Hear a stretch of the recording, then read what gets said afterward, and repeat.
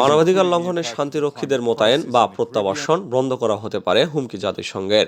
শান্তিরক্ষী বাহিনীতে যোগ দেওয়া সেনাদের অতীতে মানবাধিকার লঙ্ঘনের অভিযোগ প্রমাণিত হলে তাদের মোতায়েন নাও করা হতে পারে, এমনকি শান্তিরক্ষী মিশন থেকে ফিরিয়েও আনা হতে পারে।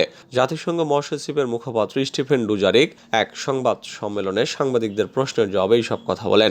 এক সাংবাদিক সম্প্রতি প্রকাশিত ডয়েচে ভেলের একটি অনুসন্ধানী প্রতিবেদনের প্রতি দৃষ্টি আকর্ষণ করেন। ওই প্রতিবেদনে দেখানো হয় বাংলাদেশ ও শ্রীলঙ্কা নির্যাতন এবং বিচার বহির্ভূত হত্যাকাণ্ডের মতো চরম মানবাধিকার লঙ্ঘনে জড়িত কর্মকর্তাদের জাতিসংঘের শান্তিরক্ষী মিশনে পাঠাচ্ছে। সাংবাদিক জানতে চান মহাসচিবকে এ বিষয়ে অবগত কিনা। জবাবে ডুজারিক বলেন তারা প্রামাণ্য চিত্রটি সম্পর্কে এবং অভিযোগ সম্পর্কে অবগত আছেন। তিনি প্রামাণ্য চিত্রে শান্তিরক্ষা বিভাগের বক্তব্য উদ্ধৃত করেন এবং জাতিসংঘের পক্ষ থেকে দক্ষতা, সততা এবং মানবাধিকারের প্রতি সম্মানের সর্বোচ্চ মানদণ্ড পূরণ করে এমন কর্মীদের মোতায়েনের প্রতিশ্রুতি পুনর্ব্যক্ত করেন। পরে সাংবাদিক বাছাই প্রক্রিয়া সম্পর্কে প্রশ্ন তোলেন, কারণ শান্তিরক্ষা মিশনে সেনা পাঠানো দেশগুলো নিজেরাই বাছাইয়ের দায়িত্বে থাকে। তিনি জানতে চান চরম মানবাধিকার লঙ্ঘনকারী একটি সরকার কিভাবে নির্ধারণ করতে পারে যে কে নির্যাতনকারী আর কে নয়।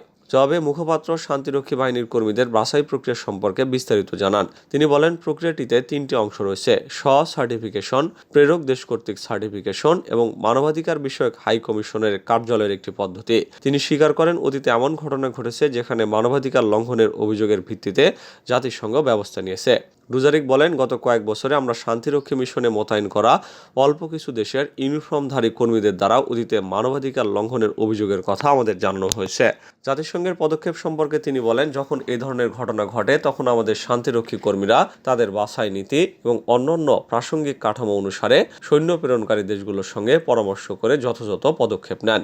তিনি উল্লেখ করেন এই ধরনের ক্ষেত্রে অভিযোগ প্রমাণিত হলে ইউনিফর্মধারী কর্মীদের মোতায়েন নাও করা হতে পারে বা এমনকি জাতিসংঘ তাদের প্রত্যাবাসনও করতে পারে।